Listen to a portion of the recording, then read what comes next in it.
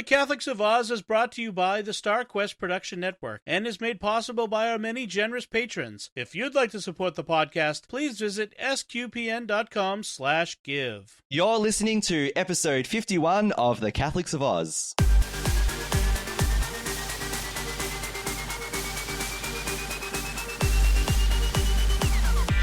The Catholics of Oz is a show where we discuss faith, culture, and what's been happening from an Aussie perspective. Whether it's synods or science, apostolates and apps, providence or productivity, you can hear it right now on The Catholics of Oz. Hello, I'm Lindsay Sant, and welcome to episode 51 of The Catholics of Oz. So good to have you with us, and I'm really happy about today's show because something that hasn't happened this year is finally happening. We have the band back together. So starting with Caroline Knight, my back in the band assistant, I guess. I like that one. Caroline, how are you going today? I am great, thanks. I'm seeing the sun outside, so it's making me happy. Yeah, it looks like it's going to invite us outside, and knowing the Aussie autumn, it'll invite us out, and then it will dump a whole lot of rain on us. Totally will. That's the go. 100%. And Lino Sabol, you're here. We're all here. Lino, how are you? And how does it feel to be part of the band with the trio again? We're all back together, guys. The three amigos. I could try to do the dance or whatever is from the movie, but I can't. But I'm sitting down. But we're all back. Thank God. Thank you. Thank you. And now, so the courts of the Catholics of Oz is now in session. The two of you. We need to investigate what's going on here. I've been posting, mentioning, I should say, a whole lot of different conspiracy theories about the reasons why the two of you have not been on the show at the same time. So I need to know, has there been a fight that's been going on? Did you set up some kind of a roster system with like, you do this one, I'll do that one? Is it like, if the three of us get together, it's like crossing the streams that will cause a, catastrophic kind of... Yeah. Oh yeah, that's the one. I like that one the best. Yeah, so I think it's more of a Generation X style. I think Caroline and everyone who live in Generation X have this sort of mental thought and go, okay, Caroline will be on next time. I can have the day off. And yes. Yeah. A bit like work. Yeah, like work. Yeah, no, you try and just leave it to the other person to do something. Just take a day off. Yeah, they'll cover. It's all right. Fine. I'm sorry, I'm not part of your generation. You guys can have your MTVs and your permed hair and your shoulder pads. That's all right. That's fine with me. Whatever. Nothing wrong with some shoulder pads. Yeah, or permed hair. Oh, permed hair. Yeah, that's true. Sure. That's true. Yeah. I think I was becoming busy as every time there's a week there's something on, and then when there's nothing on, there's something actually on. We don't know. It just happens every day. Like all of you guys know, something you don't plan it, all of a sudden, bang, something happens. You go, oh, okay. Oh no. Well, in fact, the one after this, I think I'm not be able to be on because we're going away. But we'll have to try. Let's cross that bridge when we come to it. We'll try and sort that one out. Okay, you'll be up, Lino. Oh yeah, I think I will be. I should be. I don't think we've got anything next week. Do we? Where's the calendar? Nothing's going to notify me anything on the calendar? No? It's all right. No? Okay, nope. All good. Yeah, let's just check our calendars on the podcast.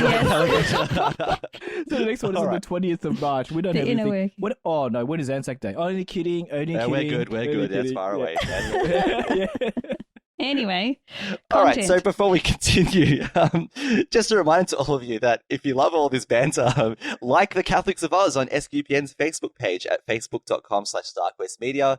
Please like any posts about us on Twitter and share as well. You can find those on at SQPN on Twitter.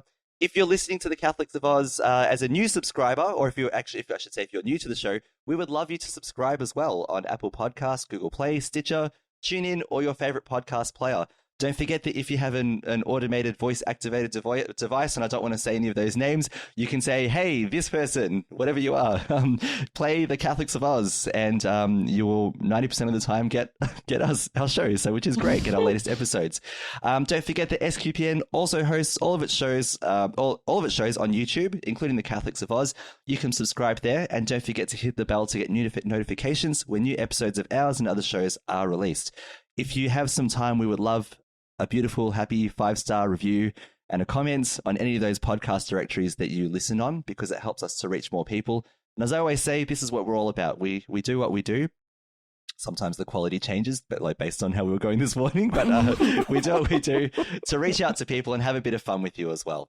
So let's begin now with our first topic in Faith Beyond Borders. Well, I'm actually feeling rather good about this. I think we've all arrived at a very special place, eh? Oh. Spiritually, Ecumenically. How do you make somebody love you without affecting free will? Welcome to my world, son. You come up with an answer to that one, you let me know. Yes, I had to work very hard to pass Latin and theology. Oh, quite. Those are, of course, the most important things. Oh, yeah. I'd sit this one out, Cap.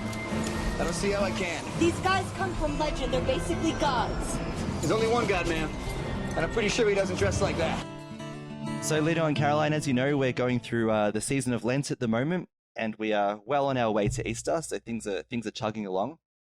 And yeah, and I wanted to share a nice, easy topic today, one that all of our listening community can get on board with.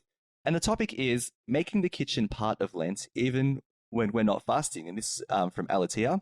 And I thought this might be just an interesting one for us to talk about.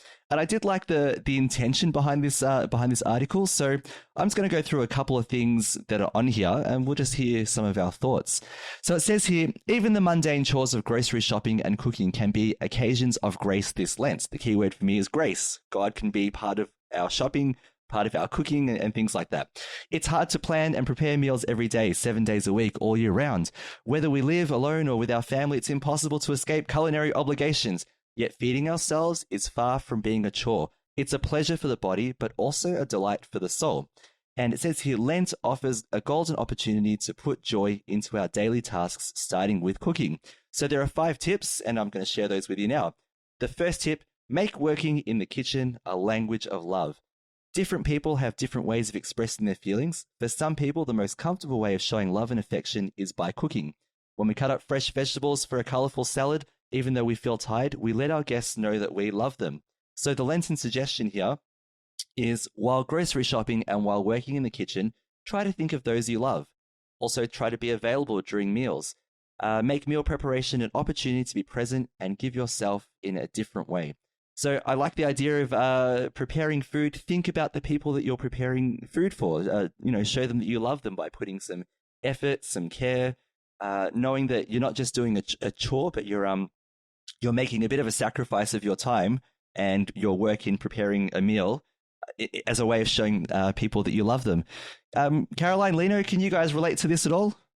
Yeah, for sure. Well, like me as a mother, Totally understand. Yeah, I prepare, 99% of meals at home.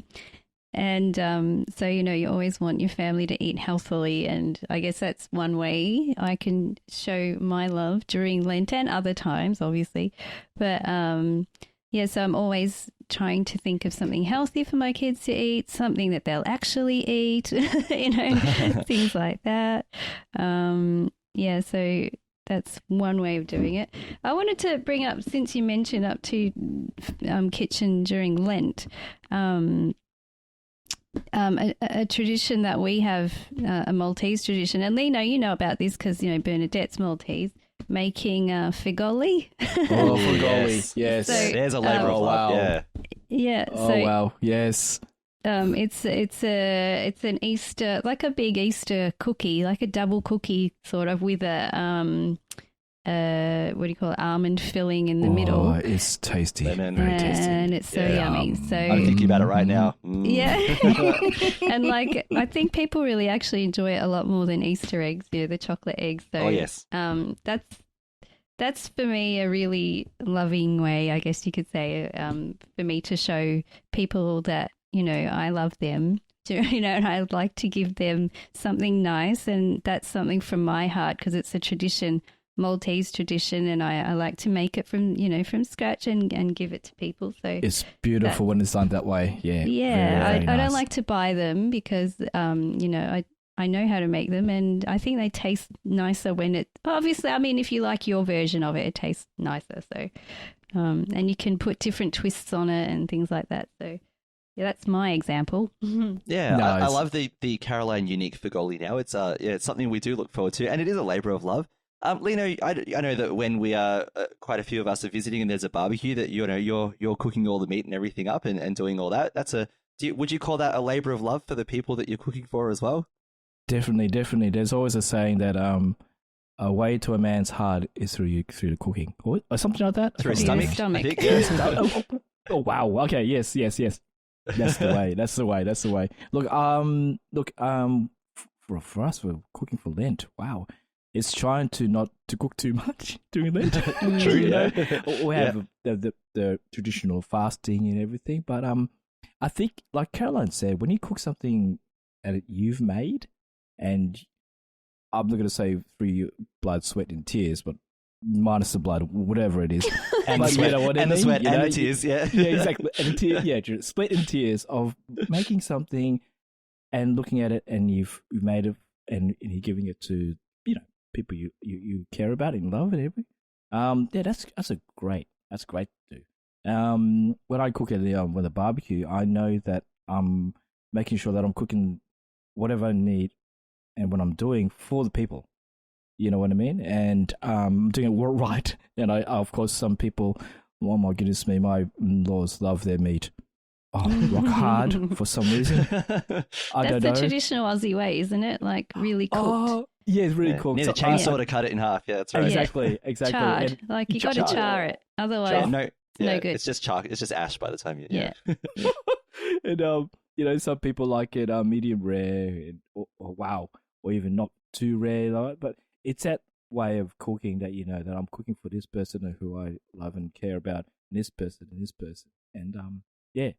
it's if I through Lent, it's going to be interesting for us. So for now, it's trying to figure out what to do for the next dinner or lunch. Try to prepare for the week, and like Caroline will know that you would try to plan your foods for the through week. Can I make this spaghetti bolognese and try to last it for about 3 or 4 days? Or anyway, a few days. No, with my kids, no. No, exactly. They get bored. Wow, exactly. And the same with families with families with big, a lot of people. You try to plan and everything like that.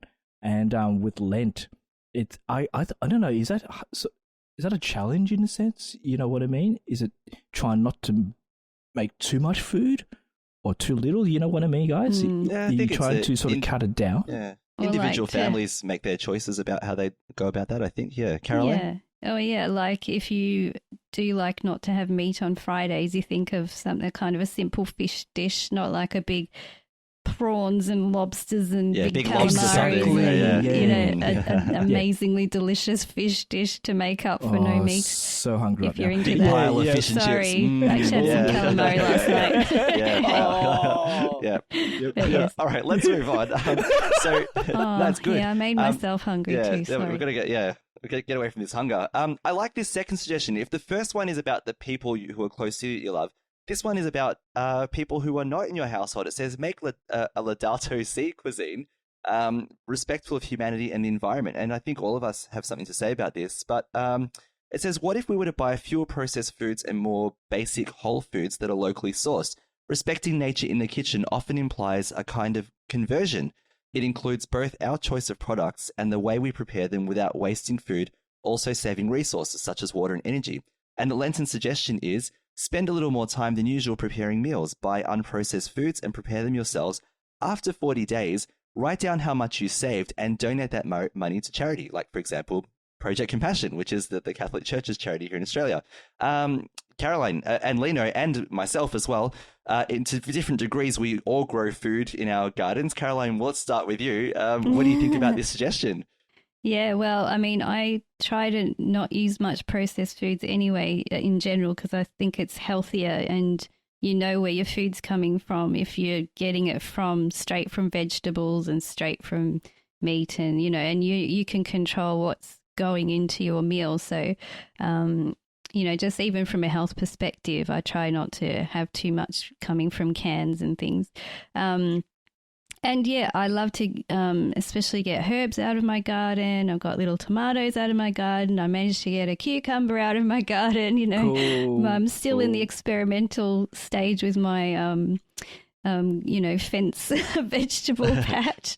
But I managed to get a few things out of this, which I'm really happy about. So that's, that's going really well. So yeah, you do feel that connection with the environment, and it's good to. And our eggs, of course, from the chickens. Yes, so, that's right. You're doing that too. Yeah, Beautiful. and Beautiful. like I've mentioned too, with the compost and the stuff, the waste that you get from preparing food, put into the compost, then I can use that to in turn nourish my veggies in the garden, and even giving scraps to the chickens, so that waste goes to the chickens, and they love it. They just love to have dinner. They come now every dinner time. Just a side note, knocking at the window like rah, rah, rah, rah, behind my door because they can smell me cooking dinner, and they know that they're going to get something. Awesome. So Awesome. Anyway, so yeah, I really like that aspect. Wait, is that the sound they make, or do they go, "Where are the scraps? I say the scraps." Yes, they have that accent because they're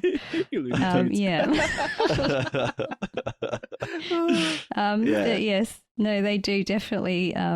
They are part of the family, most definitely. So yeah, as not to mention the cats who circle under the table as well. Of course, So, yes. Yeah, it's a very Lino, nature way of eating and preparing food. Yes, sorry. No, that's all right. No, that's awesome, great. awesome.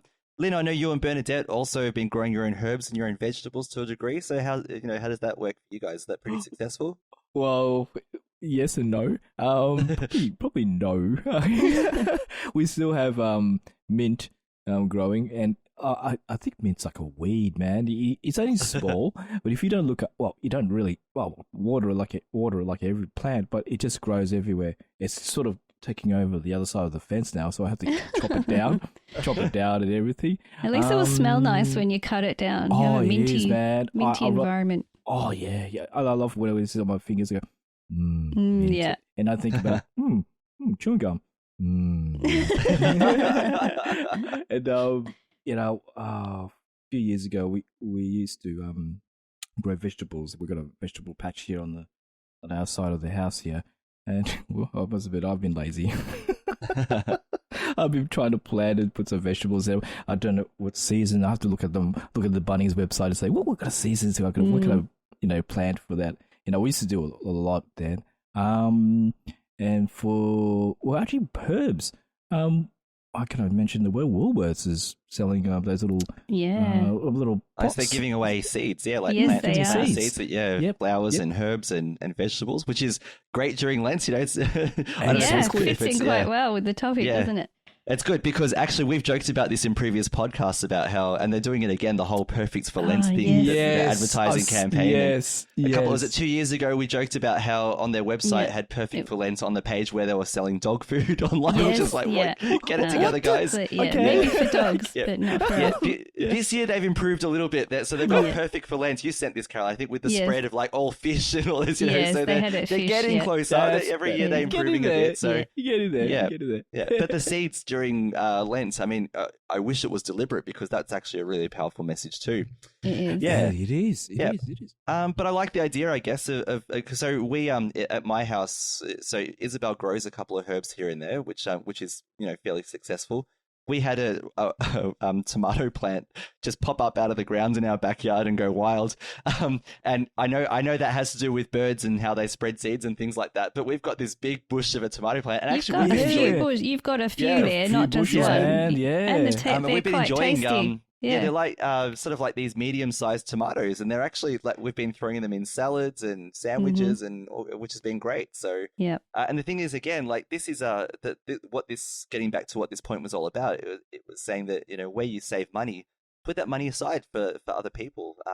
And also you're looking after the earth by being sustaining with the earth.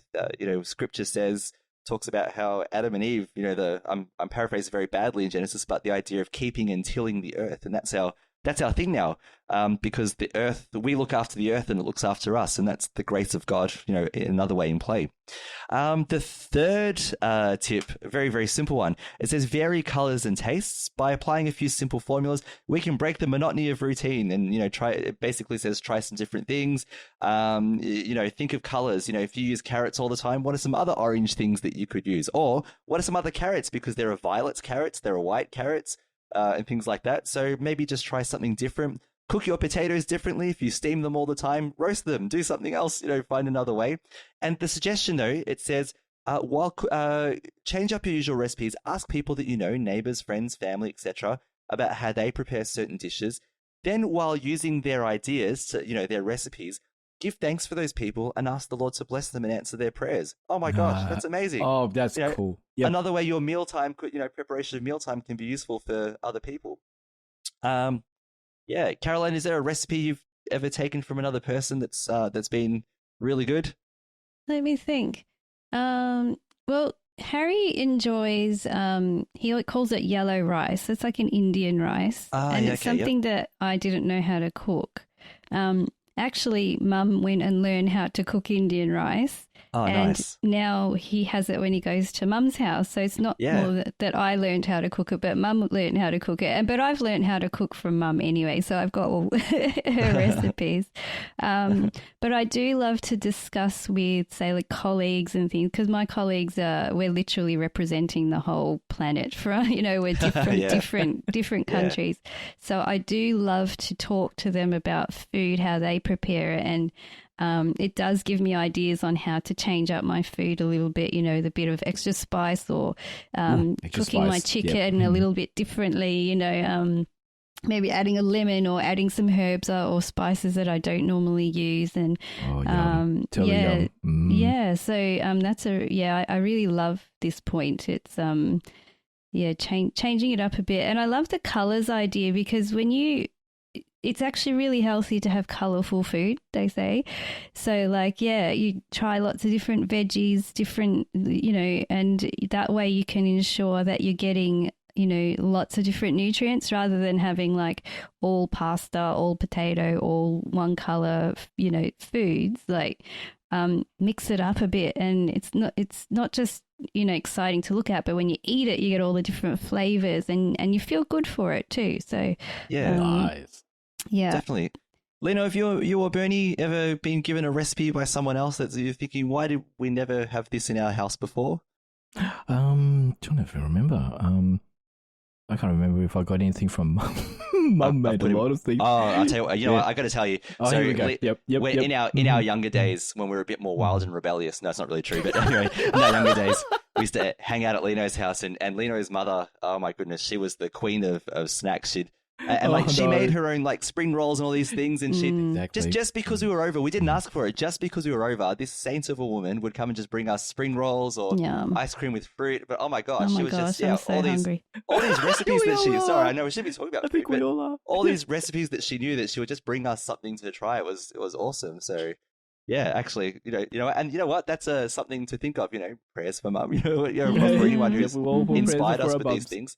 Does just out of curiosity, and slightly selfishly on my part, does your mum still give you spring rolls? Because I'd be curious to come over and and try and have some.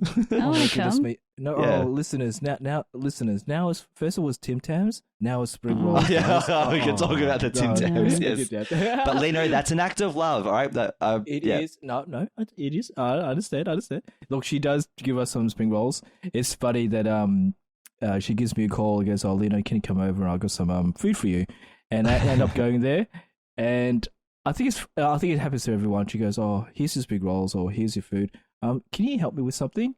There you go. It's just like a little sign to say, "Can you help me?" And here's something for it. And I go, "Nice, Mum, you don't have to do that. You just have to call me and say, I need something to be done. You don't have to." I wouldn't say bribe. But anyway, that's a bad coax attempt. Coax attempt. But she still does it, and she gives us food, and I've seen her do it. She does it individually, it's like she can bake 1,000 of them, and it's funny that I think this is where I got the bad what's it called thing of watching soapies, because Mum used to make the spring rolls while watching soapies. So what days of our lives? Young and the Restless, yes. Young and the Restless, Bold and the Beautiful. Bold and the Beautiful. Don't get me started. Like the sands of the hourglass, so are the days of our lives. Days of our lives, yes. Yeah, oh man. I'm sorry. I'm going to go sidetrack with that one. Yeah. Sorry about that. But that's how she was doing it. She was making all the spring rolls very individually and everything. Bringing color into the food. That's interesting. when I look at this picture and when you guys colors the foods, there is one thing that always pops in my head and always will be MasterChef. There's always something about them. Yeah. About it saying bringing color, bringing food and taste in it. Yeah. And oh my goodness me, just talking about food, I think we keep on saying this on the podcast. I feel so hungry at the moment. I don't know why. We shouldn't record before lunch. I know. I think we're so. No, I think, that's right. We should record after lunch. Yeah. I think we should record after lunch. Anyone who's listening right now, can you pause? Wait till lunch. We're just going to have lunch and we'll come back. Just have lunch while you're listening. So yes, please. And sorry if you're like on the train or in a car and now you've got the grumbles in your tummy because we're going like this. I'm so sorry. Maybe we should put a warning at the beginning of the episode to we should have had a warning, with you while this you watch. This episode contains references to food and may cause hunger in your, during Lent. Yeah. Oh no! Although it's during Lent, so actually no apologies. Yeah, I take it back. Everything I just apologize for. That's true. Let's just offer up our grumbling. Offer it up to God. Done. Yep. As I said. Yep. Yeah. Thanks for those. And whether it's getting a recipe from someone or getting food from someone, because Isabel and I, we go to Isabel's parents on Friday nights for dinner, and her mum always gives us food to take home. So she'll from dinner, she cooks a lot so that there are meals for us. So we have either on Saturday or Sunday a meal that we don't have to cook because she's given it to us. But what if I'm thinking about this now? What if in our prayers when we say grace, if we offered a prayer for her as well, for Isabel's parents? Again, because we're thinking about someone else again. So can you say already just in 3 suggestions how our meals can be a time of grace as well, a time of greater grace? So tip number 4, don't bear the burden of preparing meals alone. In a family, everyone can share responsibility for meals.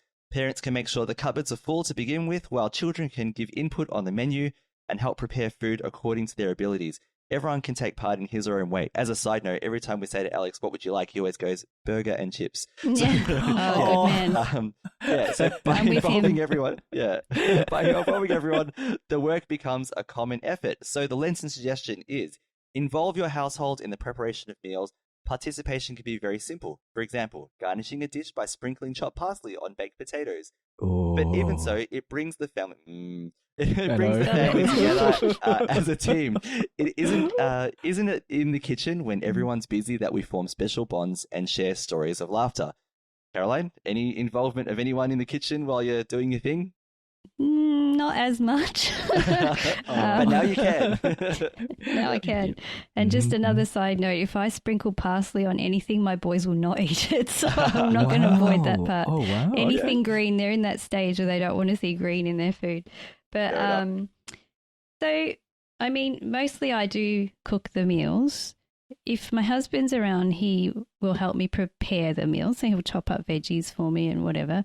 When he'll cook a meal by himself, but he's often away, so like I'm preparing. But I have got the kids to come and help me stir things or, help me, cook on the fry pan or, in a safe manner. It often, involves them standing on a chair and kind of like standing, not too close. So cool. They're not tall enough. I can see that. Yeah. Asking what they want for dinner, oh my goodness, it's dangerous. It's usually everything that I'm not going to make that night. Pizza, burger, chips, it's Harry's only got one thing: chicken tenders. It's like these chicken tenders. Yeah, he loves chicken. Wow, cool. Marshmallows. Yeah. Whatever is not for dinner, they will love. Wagon wheels. Iced Vovos. Oh my goodness, I haven't had those for a while. I know. Preferably ice cream or pancakes or something like that. I was going to say cheekily about Ice Vovo. I was going to say they haven't cancelled those too, have they? Ooh. Sorry. Yeah. I have no idea. Go on. Yes. So because I've made like pancakes on Shrove Tuesday or like Harry's birthday or Frankie's birthday, they think that that pancake is a dinner, but it's not normally a dinner. That's what they will ask for. Or sometimes like last night I took them out for dinner. They'd been asking for hog's breath, so we went there. Also, we should mention to everyone, Hog's Breath isn't the name of a cafe, just in case anyone has no idea what it's talking about. Yes, just to make sure. Yeah, they serve. It's cafe. It's mostly like a steakhouse, surf and turf type. Yeah, steakhouse. TGI Fridays sort of thing. thingy. Yeah, that kind of thing. But they've got a great meal. They do chicken nuggets, chips, a drink, and a dessert for the kids. So that's really that's a 7-year-old boy's staple. So you're all sorted. That's their meal. That's their meal. So I mean, my favorite thing is that when I make something and they love it and I'm happy, you know. So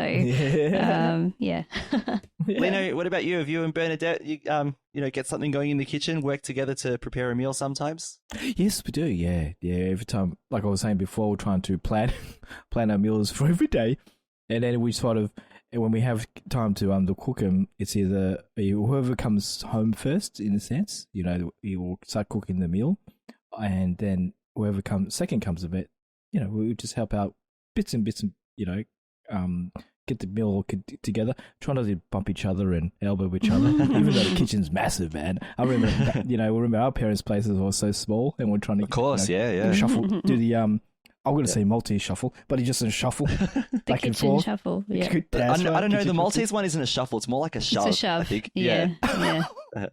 Ow. True. Yeah, so you try to, we were together trying to prepare our meals together, you know. Like I said, if I come home first and we've got a pasta, oh my gosh, I'm getting hungry again. Anyway, I would cook the meat and get stuff ready to go. And then that's right, I'm trying to get the pasta first because the pasta was, oh my goodness me. I need some help from MasterChef. Is anyone there? Anyway, just do the pasta first, and then do the and then she'll start cooking the meat, and I'll start cutting up all the vegetables and everything. It's like a team effort, you know what I mean? And also, it's been together as well because we've been so doing work. Of course, we're away, so not together. And then we're in the kitchen, and also not only for couples, for families as well. And like Caroline said, the boys are stirring the pot and doing other things for it's not a project, but just being a family together in the kitchen, you know. And you can have chats. You know, you go, so how's your day? Of course, the usual thing. How's your day at school? Good. How was your day at work? Okay. Yeah, at least it's just a little conversation. You know what I mean? It's something you start up. But I think cooking together as a family, it can be a great, awesome thing, and also it sort of connects the family together. And also after you cook, of course you eat together. Hopefully you can eat together at the dining table. These days it's so different now. But you eat at the dining and you can have a chat. It's just being together in the kitchen as a family. Yeah, absolutely. And just sometimes, you know, it can all be surprising. So I think we were cooking one time, and I think we had a friend of ours, I can't remember who it was, or someone in our kitchen, and boom, this person just went boom. You know what I mean? Was it she or he? I can't remember. It was so long ago anyway. This person just chatted with us about random things. And we went, whoa, okay, here we go. Wow. Okay, because Benny knows the person. And I think it's a person from work. And so, we just chatted. And it relaxes them. It gets them, you know, it's a conversation going. It's awesome. It's awesome. Yeah, I think sometimes mealtime is not just the eating itself; it's everything that happens before. It's the preparation. Yeah. In my family, so probably more on the school holidays when I've got a little bit more free time and I'm not doing tons of work all the time. It's when Isabel and I cook the most together, and I actually love those moments. Look forward to them because especially the conversation and the bonding. We get Damien and Alexander involved sometimes, but usually it involves a mess afterwards. So we have to see. But Damien and I, we cooked pancakes the other day together, which was great. Awesome. You know, did things like that. Yeah. Maple syrup. Ice cream. all that stuff. Yeah, thanks. I need to buy some more. Thanks for reminding me. What is it? Yeah. So things like that are really good. Alexander, obviously, he's 3 years old now, so he can stir. He can put milk into a bowl, or he can do just the basics, but he loves that. Or he'll just come into the kitchen and hear that there's something cooking on the stove, and he'll want to see it. So I lift him up and let him have a look. Yeah. You know, safely, of course, not too close, but so he can see. Yeah, and he goes, "Oh, you're making this. Oh, you're making that." You know, he's really passionate about it. So cool. But it's bonding as well, which is beautiful. Exactly. Yeah. Tip number 5, the last one. Obviously, the climax of all the other tips. Make it an opportunity to pray. Our life is made up of many tasks that we did not choose. We accomplish them willingly and as quickly as possible. or we can grumble and drag our feet. Yes, let's recall that these tasks are all an opportunity for us to choose to be aware of the Lord's presence. I'll repeat that, to choose to be aware of the Lord's presence. So we don't have to, recite verbal prayers constantly, such as praying the rosary while stirring sauce, etc.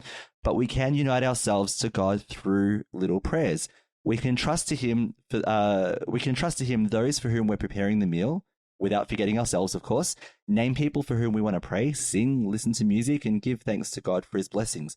So the Lenten suggestion here is let God's light enter the kitchen. While applying ourselves to what we're doing, we can let the Lord bring joy to our hearts. I think that's it speaks for itself, but it's a great one. Definitely. I won't ask you guys if you pray while you're cooking. But just an anecdote, two things really quickly. I remember Caroline, growing up in our house, that especially in the later days when technology made it more possible, but I know that Mum, would have the rosary on, or a talk from a priest or religious or something else while doing things in the kitchen.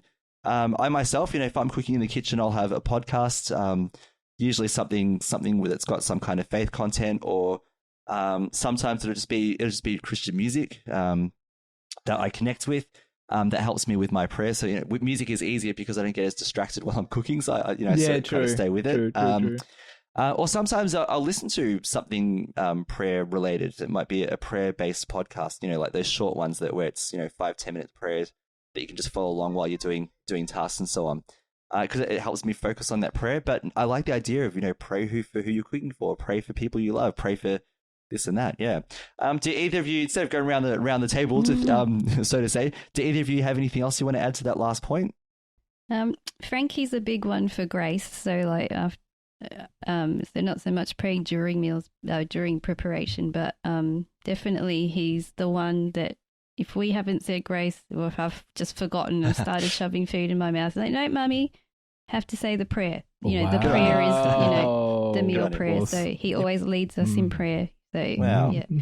All right. We're a little bit over halfway through the show, so let's roll on. Wow. Yeah. And also, it's just two things I wanted to mention at the top of this. I'm thinking of raising the bets. So Dom and Melanie, every episode are always talking about something they're cooking. I don't think my culinary skills come anywhere close to the amazing things that they talk about. However, if you want to think about different meal suggestions, ways that you can change up your foods, every week they're talking about something that they've cooked. And sometimes it's my favorite part of the show because I listen to new suggestions. So that might be a tip that you want to have a look at. And why don't you pray for Dom and Melanie? There could be thousands of prayers coming their way now because of this article. And also the link to this article will be in our show notes. So if you'd like to read more about it, please do. And share with us your meal suggestions. What are you doing? Give Caroline, Lino, and I some different meal ideas.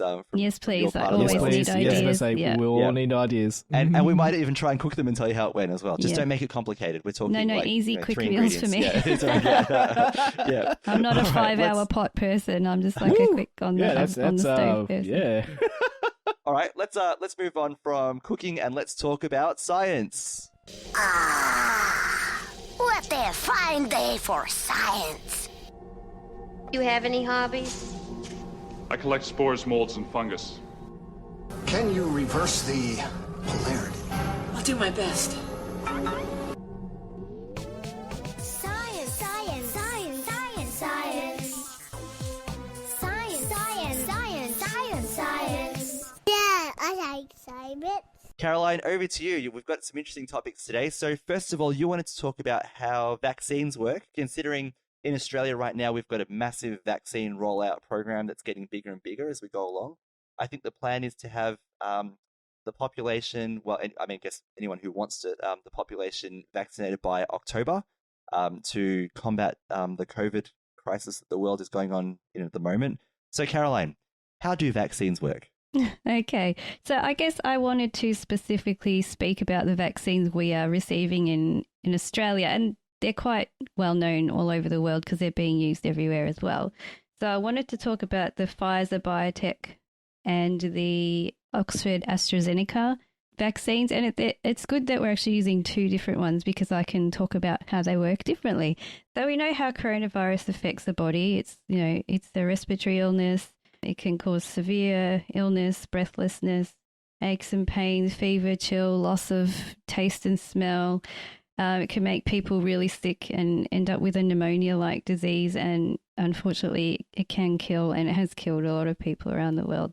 So the idea of the vaccines is to mostly at the moment just to stop severe disease. Okay, so we may get to a point if we just have the vaccines that it can just become like a common cold and we won't die from it. We won't get severe disease. Okay, so let me start with just a little very quick lesson on immunity and a few of the different immune cells in our bodies. So I'm going to talk about 3 different types. Macrophages, which are white blood cells, and these comes from the cdc.gov website. So I'm just borrowing their terminology here. So macrophages are white blood cells that swallow up and digest germs or dead or dying cells. They leave behind parts of the invading germ cells, and they're called antigens. So the antigens are like the markers that tell you, something's invading your body. The body identifies the antigens and as dangerous and stimulates the antibodies to attack them. B lymphocytes are defensive white blood cells. They produce antibodies that attack the pieces of virus left behind by macrophages. Then you've got T lymphocytes, and they're another type of defensive white blood cell, and they attack cells in the body that have already been infected.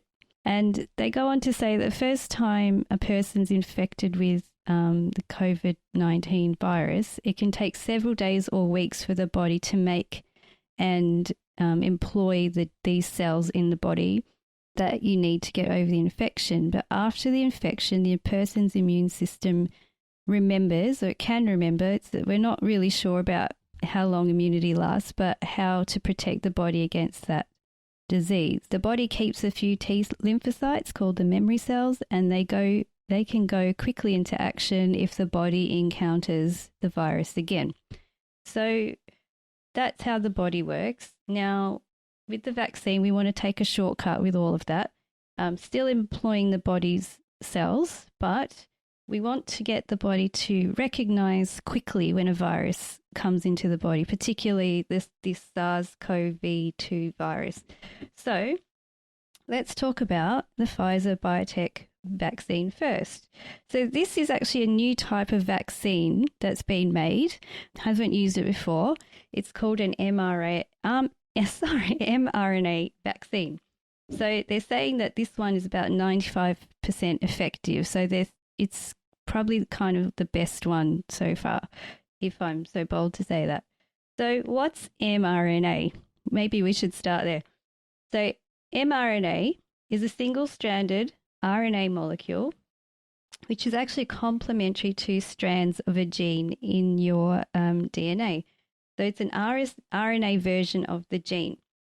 So what happens in your body naturally, so you've got a cell. Inside a cell, you've got the nucleus where your DNA is kept, and the DNA is read by a process called transcription. And what happens is that little gene in the DNA, the DNA will unzip a little bit because it's a double-stranded molecule. So unzip a little bit, and that little bit is read, and a little mRNA strand that actually codes for a protein is made. So then the mRNA moves out from the nucleus into the cell cytoplasm. So that's just like the liquid part inside the cell, and it's got all sorts of machinery that makes energy, it makes proteins, it makes all sorts of things.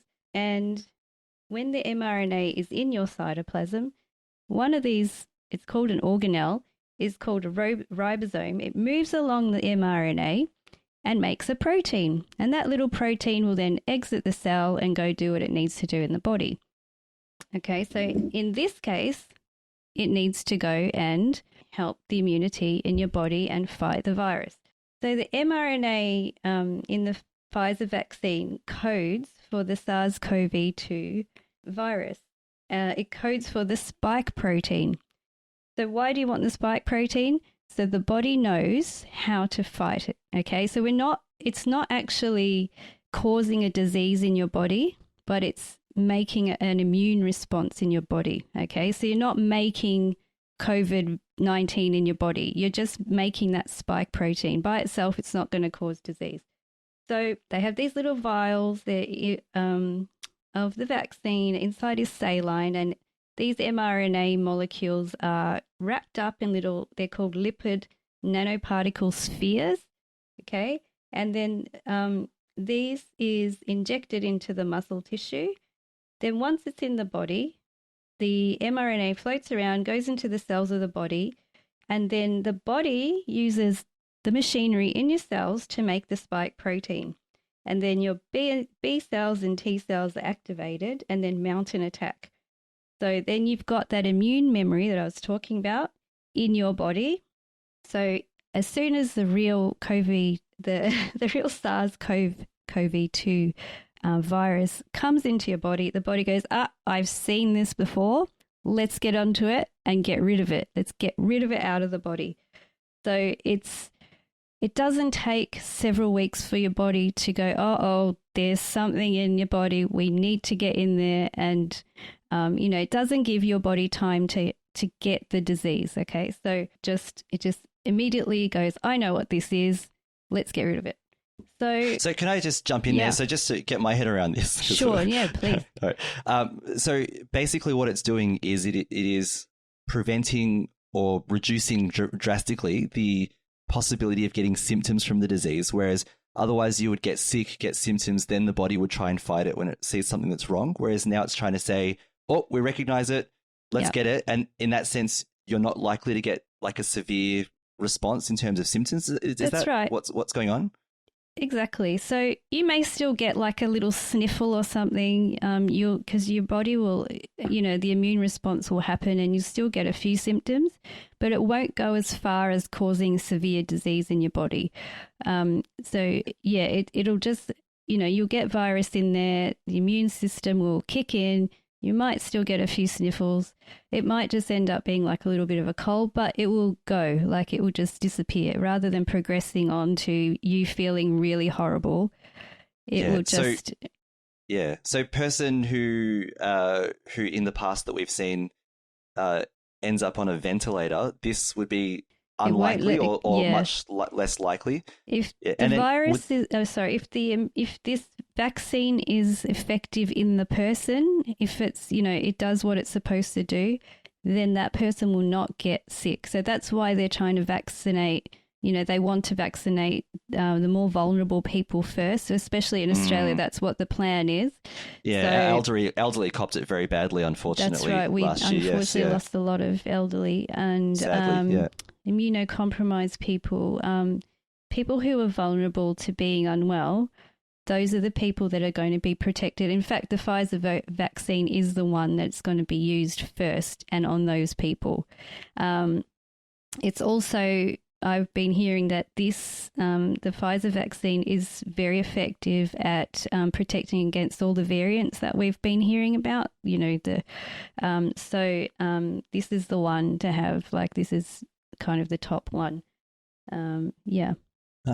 So the other thing, I guess, is this is a sign of hope for, because I think one of the things we'd also be worried about is it's almost like an unlucky draw, isn't it? That if some people who got COVID-19, they had, once they recovered, they still had chronic symptoms, some for months, some still going. Yes. We don't know how long that might last for. Well, hopefully not a lifetime, but potentially that's what it is. Could the vaccine, if it prevents that serious illness, could it also prevent that chronic continuation of symptoms as well?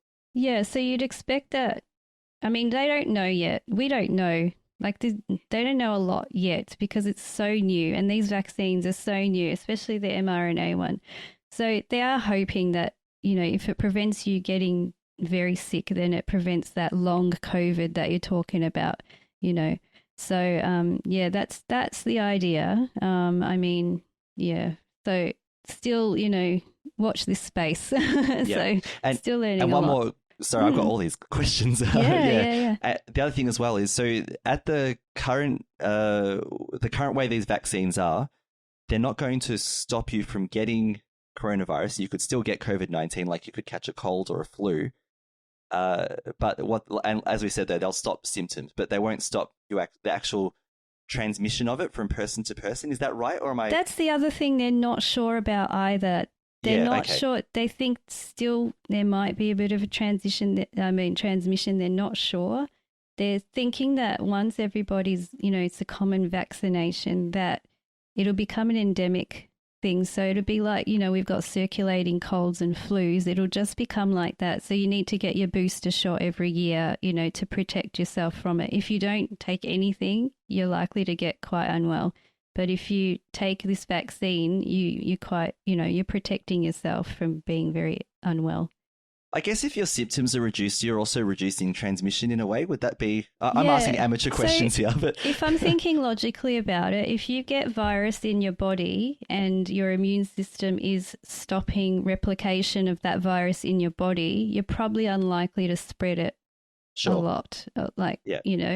As much, As much, yeah. So like if you've got a flu, but you've had the vaccine, you still could give the flu to someone else if you've got it, but the vaccine will stop you from getting very sick, So I think that's how they're, look, if once the world opens up again and, everybody's moving around again, it's going to be hard for it not to spread around. So sure. Yeah. Thanks. I threw a lot of questions at you. So no, thanks that's for okay. those. It's very interesting. It's such a new thing. But I thought I'll give you a couple more points about the Pfizer vaccine too, because these are probably important to know about. This, the vaccine actually, it's a bit of a difficult one because it needs to be stored quite cold. So between -80 and -60 degrees Celsius. Whoa! So it's got to be refrigerated. I think it can be left out for a little bit, but then after that, it's no good after that. You need to have 2 doses. So you've got to have your first dose, then you've got to have a booster shot. Wow.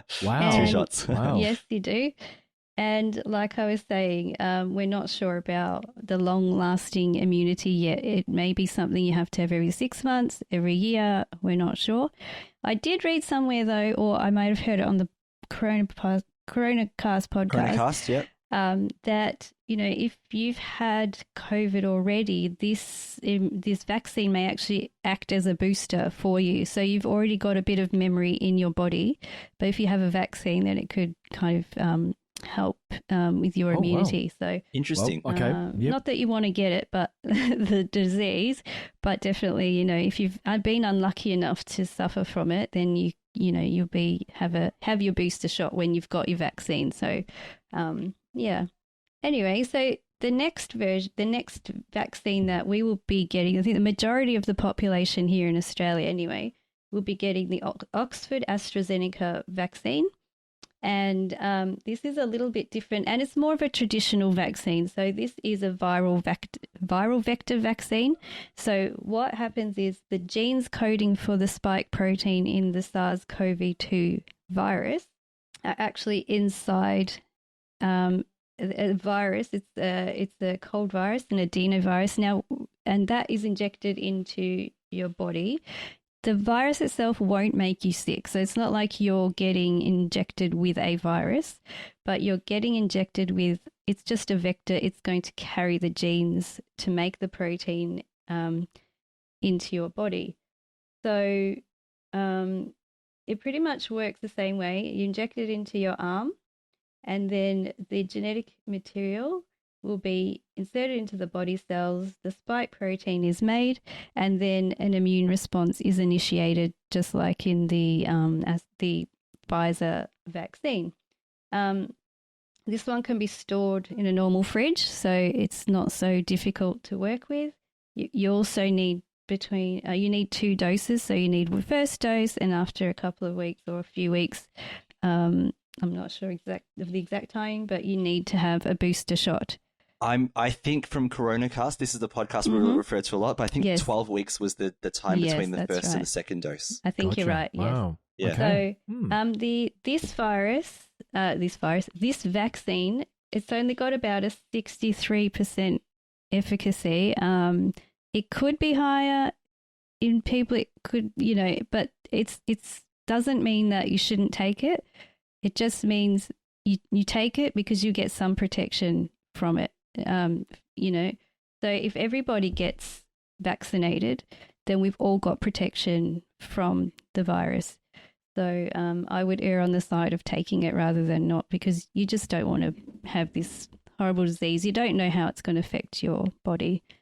Would it be safe to say that in time, when they learn more about the virus and the way it mutates, etc., that the vaccines will improve, more efficacy will increase as we go along? Probably. We probably might even have more choice about the type of vaccine, which is something that a few of us would be thinking about as well. But in the future, we'd probably like to choose a vaccine that we know, so that we know more about, not know more about, but that we're more comfortable with the way it was put together. Yes, for sure. I mean, obviously, I think it was this Oxford one, the AstraZeneca one, was produced, like we mentioned, was developed using a fetal stem cell line from an abortion, but like in the 1960s.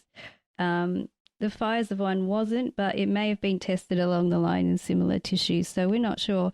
And look, we don't really know how everything is tested. It's not like out there publicly unless you go looking for it. Having said that, we do have a responsibility to protect each other, protect ourselves from serious disease. And vaccines are always in development. So, it's a novel virus. We haven't had it before. And yes, exactly, yeah. It's probably going to be the case because it's an mRNA virus. It does change all the time. Like I mentioned, there are several variants. Because there have been, some countries have just let it go. It's actually naturally changing in population. So variants pop out all the time. And it's very similar with the flu. You need they're always changing the flu vaccine every year for whatever variant is going around that year. So it will probably end up being like that. I did hear on CoronaCast too, there was thought about maybe having a COVID-19 and a flu vaccine in one go. A combo one, yes, that's right. Combination. Yeah. Wow. We have a quadrivalent flu vaccine every year. It's got 4 different protection for 4 different strains. They're not sure if they would interact in the same tube or not, the 2 different vaccines, not sure. Because so you can put, I think there's some children vaccines which are they're different diseases, they're not diseases, they're different vaccines for different diseases inside the vial. So, this is just, they're going to be working on it all the time because it's super important, it's a pandemic, so... and to have a vaccine after a year or so is pretty good. So it's just about rollout now, which is the big issue. So yeah. And just to add, for people who might be a bit squeamish or have doubts or questions or uncertainty, which is natural and completely understandable, the church has put out teaching. So first of all, Caroline, you and I discussed this in a previous podcast last year. I can't remember which episode it was, but we have actually talked about the vaccines as they started being spoken about, being created and things like that. And the other thing I want to say is that the advice from the church that came out last year is not new advice. It's advice that's always been there. But a lot of people have been asking for clarifications. So the basic points are that if the only one that's available is the one that's available, and even if it has come from a source that we're not too happy about or comfortable with, it is morally acceptable to take that vaccine for a couple of reasons. And the key thing also is that if you choose not to take the vaccine, which is a choice that you are welcome to make, then you still have to ensure that you are protecting people around you. So, for example, let's just the common example is you have an elderly person that lives in a house with you. They're vulnerable, and you choose not to get vaccinated. That's fine, but you need to make sure that you are doing the things that you need to do to make sure that person is safe, so that if you get the virus, you don't pass it on to them and something happens. So that might include, for example, wearing a face mask, social distancing, sanitizing hands. All those things. Maybe in your workplace, it could be that thing as well. So the choice, we're given the freedom of choice, but whatever choice we make, we still have to ensure that we're protecting people around us, whether they're family, friends, or strangers. And later on, when different vaccines start becoming available, you can request a vaccine where you feel more certain that the way it was put together was a way that we feel is ethically done. But the bottom line is you can take a vaccine like the AstraZeneca one, which is the only one that's available to us at this stage. You can take that vaccine until a future date when a different one becomes available. Yeah. Can I guys put a spanners in the works? Just hopefully throw a spanner. Let's go. Sorry, no, I hope it doesn't take too long. Why are people demonstrating? Why are people saying they don't want to take the vaccine? Is it because they're doing? Because they got the human rights, or are they just saying there's something conspiracy going on with it? Yes. It varies, doesn't it? All of it the really above. varies. Yeah. All of the above. Yeah. I don't want to speak too much about it, but just because when I see it, I'm thinking, people, why? It's not going to be a danger to you, and Caroline has explained it very well today. Thank you, hopefully people can understand that this is helping us. Yeah. You know, and I don't know. I'm sorry. Can I add to that? One thing that doesn't help is that I don't know what it's like in other parts of the world. I can only speak for Australia, but our news, our media. Again, I hate going, it's the media, but our mainstream, commercial television media, they don't present people in the best of light. So you might have people protesting for, they maybe they have legitimate reasons. I'm not going to have a go at them for doing that. They have the freedom to protest. But they pick on the extreme points of view. Yeah. This is a deep state government conspiracy to control our lives and put a microchip in us and all that. And it's really not fair to lump everyone together. I'm not going to protest. I'm going to take the vaccine 100%. All right, but that's the choice I'm making. But if a person chooses not to take the vaccine, a reasonable person who will do everything they can to protect the people around them, they shouldn't be lumped in with this one-size-fits-all description of they must be a conspiracy theorist, they must be an anti-vaxxer. We've really got to bring people along with us rather than shaming people and throwing people into corners. Exactly. And I just feel so sad that this is the way that publicly this is what I don't know, our modern communication tends to do. Like what happened to dialogue? We've got to keep that going. Yeah, it's like, exactly. If you've got concerns about a vaccine, you should be allowed to ask questions, and depending on the answers you get, and ask questions of credible sources like Caroline. Thank you. And when you get answers, then be able to make an informed decision rather than you're a terrible person because either because you are taking the vaccine or because you're not taking the vaccine. It's like you hate this. You're a terrible person because you make bad ethical choices. We've got to be so careful with our dialogue. No. I think the way it's presented. I think there are legitimate reasons. There are health reasons. Some people just can't take vaccines because they're allergic to what's inside them. That's fair enough. People just don't want it. Some people just don't want to take the vaccine because of some other reason. And that's okay. So we just have to recognize that in each other and just move on from there. Yeah, we're a human family, all right? Let's be a human family then. That's right. And look the other after thing all of our too members. is like the most important thing is if you don't know something and if you're a little bit worried or scared about the vaccine because it's a new one, go and read about it. There's heaps of resources on there. I found so many. Educate yourself about it and then make a decision, because it's better to have an educated decision than just an opinionated one. In my point of view, I don't want to offend anyone by saying that, but I think it's a good idea. Go read about the vaccine, go see how it works. And if you still don't want to take it, that's perfectly fine. But we just remember, like Lindsay was saying, just protect others, and you do all the things that we need to do to protect each other from the virus, like we are now. And I'd say don't go to the news to the news as your source for reliable information. No. Because unfortunately, there's a lot of opinion. It's editorializing. Yeah, there's a lot of great government health websites. There's a lot of scientific websites. There's just universities. There's so many Ask different your doctor. websites. Yeah, speak to a GP. The doctor will be able to talk to you about it as well. Yeah. So yeah. Great. Thanks for that, Caroline. We've got a tiny bit more science. I know we're going over time. So at this stage, anyone who's listening, if you want to get a cup of tea, pause, if you've been eating, if you want to get dessert, out of the fridge. Right. So Caroline, hungry. let's do these short little ones very quickly.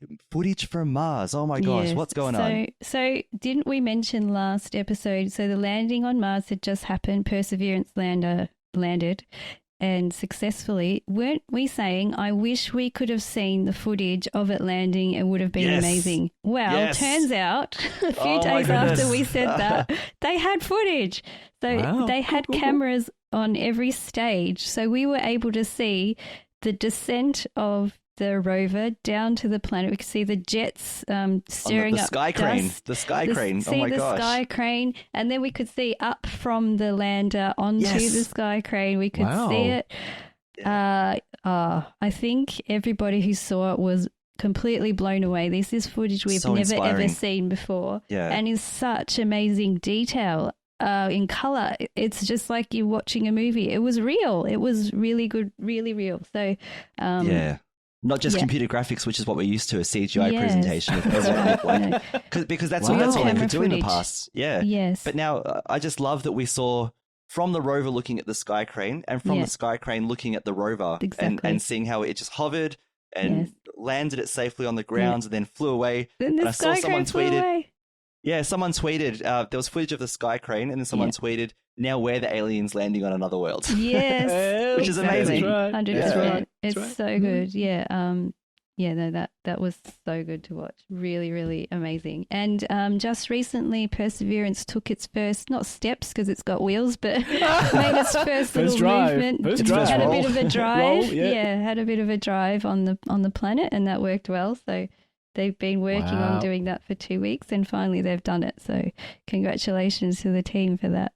Wow. Yeah, looking forward to following all these missions that are on Mars at the moment from everyone. Yeah, exactly. And Caroline, Mars. Cool. Just very briefly, Starship SN10. So now at the time of recording, this is going to be about 2 weeks ago, but however, or a week and a half ago. So I watched this with some colleagues in my office at work, this 10-minute thing that happened. But very briefly, give us a breakdown of what we saw. Oh my gosh! Best of both worlds in this one, I think. I know. So SN10, it was a few hold-offs. So like they tried, and then they had to wait for another window, and then by chance, the last time they stopped and said, "Oh, we're just going to wait for another window." I thought it was 2 hours. It actually was only about an hour. Luckily, I had it running there, and then all of a sudden it took off. And did its beautiful flying. This one looked a lot more stable. Yes, it was, yeah. So it flew up gently, did its flip, the kick, whatever they call it. It went horizontal and came down. Then there was a bit of a flare of fire on the side. Yeah. And then we learned later, I think it was a bit of a methane leak.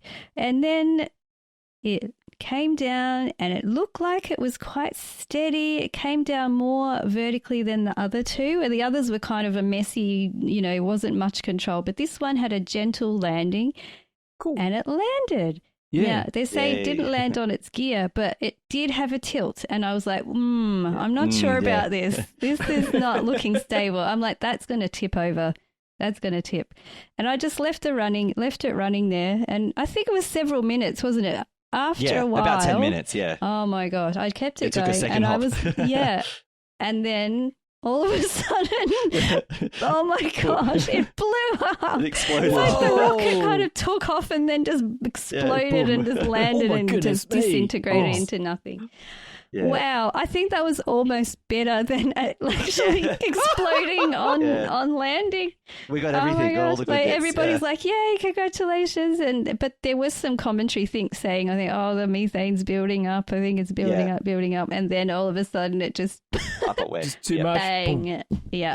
Yep. So my 3-year-old Alexander, I show him all of these launches, and he thinks it's normal because he watched SN9, SN8 and 9. No. He thinks it's normal for it to crash and explode at the end. That's just kind of what it's supposed to do. So when it landed, he looked at me. He was like, "No boom," like that. He's like, "Where's the boom?" And then I said, "Hang on a minute," because I was watching a replay with him. So I fast forwarded a bit, and he looked, and it exploded. And he goes, "Boom!" Waiting for that. So that was very cool. I don't think Elon's giving him the right impressions of how rockets should work. Definitely, that's definitely. True. That's true. Yeah. Well, so let's have a thank you for all that, Caroline, all that science content. That was amazing. So that was thank you for going through that. Yep. Let's roll on, and we'll have a brief segment on entertainment. I don't know where you get your delusions, laser brain.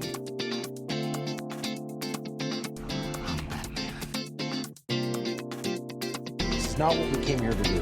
No, but it's what I'm going to do. I have a plan. You've got a plan. I have part of a plan. Are you not entertained? Are you not entertained? So, Caroline, what has been entertaining you at the moment?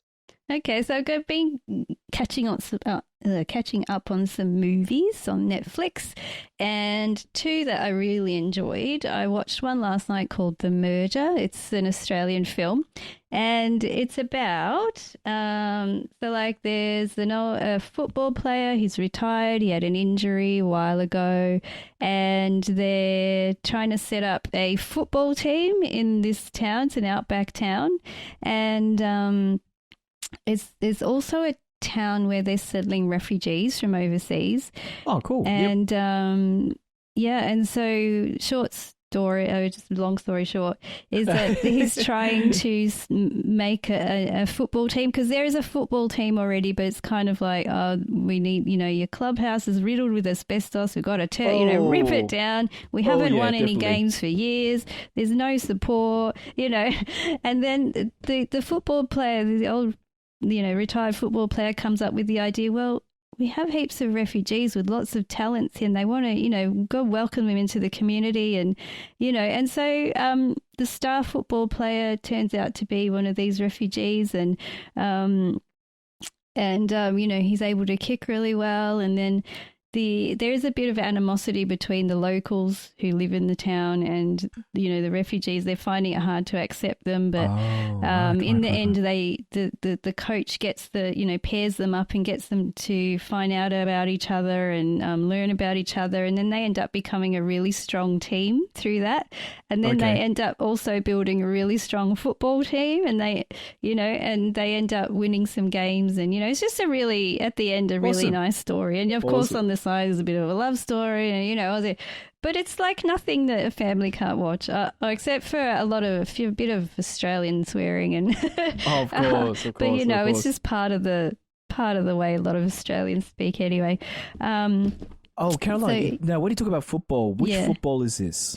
So I'm talking about AFL football. AFL football. Yeah, Okay, all good. Not American football, not soccer. There's soccer. Sorry. I just want to understand which way it is. I'm talking about Australian rules, AFL football. Oh, wow. So, okay. I really enjoyed it, and my kids watched it with me. I just said ignore the swearing, and, they ignored the swearing, but they enjoyed it as well. It was quite a heartwarming story in the end, because there is the issue of refugees here and being in detention camps and things, and this was just a story written about that and a town welcoming them. So, it was kind of a nice feel-good story, feel-good movie. I enjoyed that. If only it would be real and we would really, accept, let the refugees out and help them to integrate into Australia. That would be wonderful. So, good example. The other film I watched was based on a true story. So it was about a singer from 1927. I've got his name now. But anyway, it was called The Green Book, the movie. So, it's about Donald Shirley, a performer, and Tony Lip Vallelonga.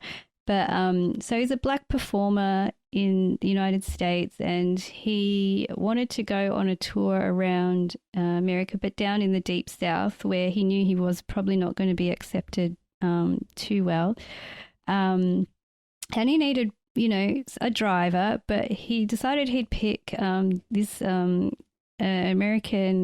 Italian American, and who was quite well known for, let me say it this way, like, he was kind of like a bouncer at a club sort of thing, Okay. And, if there was trouble, he'd kind of deal with the trouble, so he was good at protecting people when they needed protecting. And, so that was good. They were two people from completely different worlds. The performer, he was kind of like really well educated. He was the prodigy. He was an amazing pianist and performer. And the Italian American guy, Tony Lip, he was just kind of not so cultured, just kind of really rough around the edges, but he had a family and he needed to make money. And so, when Don Shirley invited him to go work for him, he's like, oh, I don't know. And then eventually they, he drove him around, and he did have to protect him in certain circumstances. There was a bit of trouble here and there. And they ended up getting along really well, getting to know each other really well and connecting. And in real life, they actually became really good lifelong friends. So wow. That was a really nice film to watch. I highly recommend it. It was lovely. It was, so the actors were Mahershala Ali, which I may have seen him around before, but he did such a wonderful job. And then Viggo Mortensen, you've never seen him like this before. Yeah, Aragorn. Yeah. Aragorn, you have not seen. I didn't even realize it was him straight away. The accent, he changed his shape, like he's put on weight, and he did it so well. Both of them acted so well, had such a great chemistry on the screen, and that's perfect. So I enjoyed that film as well. Yeah. Cool. He didn't say at any stage, I would have gone with you into the very fires of Mordor. Nothing like that. He said it, but more of an Italian American accent and different words. Different words, yeah. I don't know what that accent was. Different version. Yeah, I'm not even going to try, but... No, I can't do American accents. Yeah, I'm walking here, whatever that is. Yeah, all right. And what you hear on TV, yeah. The supporting actors were really good too. Linda Cardinelli's the wife of Tony Lip, who did a great job too, and all his family and the other musicians. Yeah, I just really enjoyed it. Yeah. Yeah, great suggestions. Thanks for those. Yeah. Lino, let's throw it over to you. So you've taken a break from watching Star Trek to watch a series called Superstore. Yes. Where I thought we'll take a bit of a break from Star Trek. We do watch it a bit late, and then poor Bernadette's watching it all of a sudden. I look to my right, and she's falling asleep. I go, oh, it's because of Star Trek, or just because she's had a very busy day. But surely because she's tired. Yeah, yeah. I saw I first saw this ad on my Apple TV. And I go to Superstore. So I asked a guy at work. He said, "Oh, dude, you got to watch this." Okay, all right, no worries. Because I thought, he goes to me, "Oh, it's on Netflix." I go, "Really? Cool." So I looked at Netflix, checked it out, watched the first episode. My wife and I just cooked. First one, done. It's a comedy, basically about a group of workers in a superstore.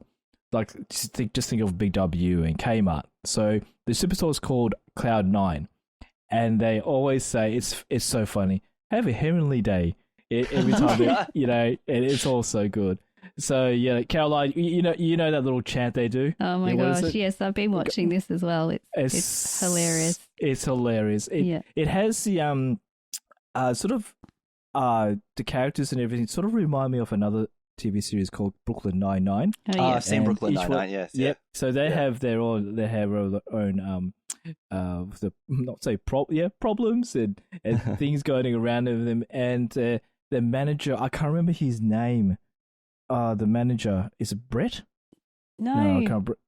Glenn. No, Glenn. Yeah. Glenn, that's right. Brett's the Asian-looking guy who doesn't say anything, but he just does amazing things. Yeah. I don't know why. It's just it's funny. It's hilarious. Glenn is a great manager. It's so funny. But the chant, like they do the chant before opening the store every morning. People are waiting outside, but the manager's like so excited about this chant, and he's getting everybody to like 9, 4, 9, 8, 7, 6, 5, 4, 3, 2, 1. Cloud 9. Cloud 9. And everybody's about to walk away, and he's going, "Give me a seat, give me an." And they're like, "Oh my god!" So it goes on for about 10 minutes. 10 minutes before anyone's allowed to walk in the store. Yeah. I've heard of this series. I haven't seen it before. I'll have to check it out. Yeah. There are some topics that you don't want children to hear, but on the whole, it's quite fun. You can just fast forward those things, but on the whole, it's really, really funny. Every character, like Caroline said, every character has a unique way, and especially, I must admit, I'm so bad at remembering names. The guy in the wheelchair. I can't remember any of the other characters. Just Glenn. The guy in the wheelchair. Glenn's he's awesome. He's the best one. Yeah. And Dina, that's the assistant supervisor.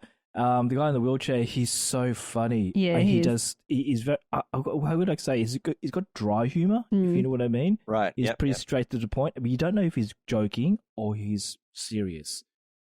and he just tells you, and you go, okay, he's joking. Sometimes it's serious. It's just the way the characters are. Yeah, if anyone wants to watch something that's just easy to watch, Superstore's the one, and there's other ones as well. I think this one, like Brooklyn Nine-Nine, I'm not sure they're the same makers, but that if you want that sort of genre in comedy, Superstore's, sort of Superstore's the one. And of course, if you go on Netflix and it tells you, what was it called? Shows. Recommendations? Recommendations? Yeah, there'll be a whole list, and a majority of them will probably be almost the same producers and directors. But, like Caroline and I said, Cloud9, it's so fun. And also, I can't wait for, guys, Space Force. I haven't heard anything. Wait, is there another one yet? There will be a second season. I heard that they're doing a major revamp of the show because the first season was good, but it didn't get reviewed as well as people thought it might have been. They have no taste. I loved it. So I think they're revamping it a little bit. I hope they don't change it too much. Goodness me. Yeah. Anyway, we'll see what happens. Monkeys in space. Come on. Oh gosh, it was just funny. It was it's a comedy. It's supposed to be funny. That's it. I'll just do mine briefly. So Disney Plus, they recently, because they had acquired Fox Studios and a couple of other film studios, whatever. They're going to own everything eventually one day. Just be Disney. So they started now adding content in it. So you know how across the top they've got those different categories like Disney, Marvel, National Geographic, etc. So now they've added one called Star, I think it is, from memory. And this is basically it's basically a lot of the content from these other studios, but it's also content, movies that wouldn't fit under the Disney genre. So if you think like the Alien trilogy, Deadpool films like that. By the way, I haven't watched Deadpool. X-Files. Now this is exciting because I haven't seen season 11 of X-Files. You must watch it. You must watch it. So, oh wow. Yeah. In fact, I wouldn't mind going through the whole series again. Especially the one with Reese Derby in it. He's so funny. Yeah. I'll have to watch. Yeah, so I mean, just because those are there doesn't mean I'm going to be watching some of it. Like, I'm just not. I've seen what Deadpool's all about, and like, well, I think the idea of the characterization is creative. I just don't think I'm going to put myself there. Yeah. But aside from that, I'm such an old man. No, but but aside from that, the one thing I was happy about though was that Agents of S.H.I.E.L.D. has now put the full library of their episodes, because before it was just the first season, and if anyone remembers the first season, it was actually pretty terrible until the last 4 or 5 episodes when the whole series changed. Before that was like, oh my gosh, what are they? All these great characters and they're wasting them. Yeah. But then from there, I remember it getting really good. I actually had seen the second season and really liked it, but then I stopped watching for 2 reasons. One, because they were putting it on late at night whenever they felt like. Like the majority of a lot of shows they do, man. Yeah. Yep. And the only other way to watch it was to watch it online, and I hate trying to find websites that stream as whatever. So I thought one day I'll be able to see it. So anyway, the good thing is the full catalog is there. So I started from season 1 where it got good, just to remind myself what happens, and I'm going through season 2 now, and I'm really enjoying it. It's a great show. It's that whole kind of ensemble cast.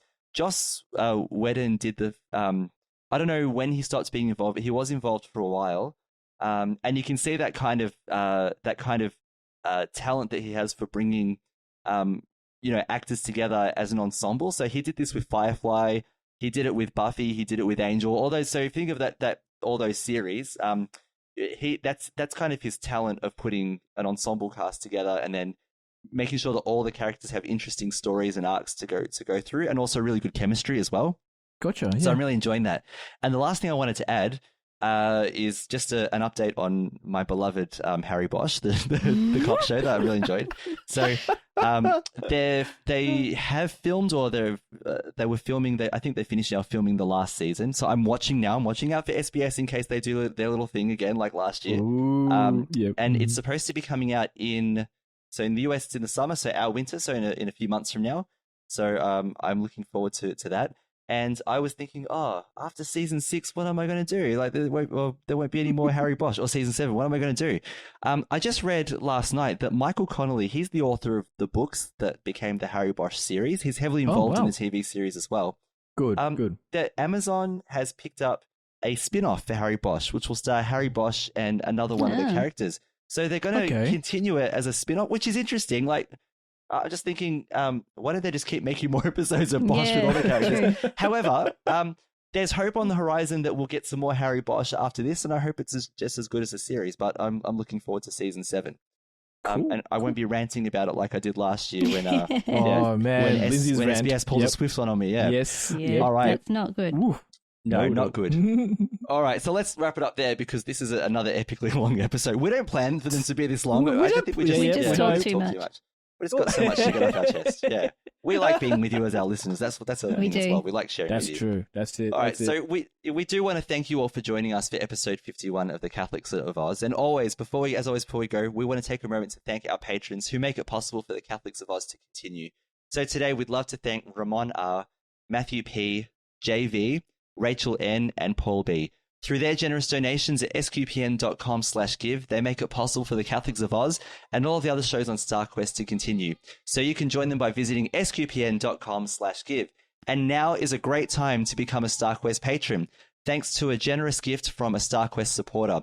When you start a new patron monthly pledge at sqpn.com/give, the first 3 months will be matched by an equal amount from our donor. So if you become a new patron at $10 per month, after 3 months, our donor will give $30 to StarQuest to support all of our shows, including this one. So making your gifts go even further. If you've been thinking about becoming a StarQuest patron, now is a great time. Visit sqpn.com/give today. And also, we'd love to know your thoughts about today's episode. We talked about quite a bit. Vaccines, making dinner during Lent with love for the people around you, TV shows, quite a couple of things. So you can send us feedback by visiting sqpn.com/give, where you can also find our show notes for today's episode. You can also find us on SQPN's Facebook page at facebook.com/StarQuestMedia. And don't forget, we have our own Facebook page as well, a little Facebook community where we love to share things with you from time to time. Facebook.com/Catholics of Oz. All are welcome to come and join us in discussing our latest episodes or anything else. We can also be reached by email at catholicsofOz@sqpn.com. Spelt OZ. Don't forget, the Oz is OZ. Caroline, thank you so much for being on the show today. Thank you. It was great. It was fun. It was. And Lino, thanks as well for being on the show. It's been awesome. The 3 amigos are back, people. Yes, and thank you. It was good to have the 3 of us together. Yeah, it was awesome. Yeah, giving the people what they want. That's all. Yeah. And once again, I'm Lindsay Sant. Thank you so much for listening to episode 51 of the Catholics of Oz on StarQuest.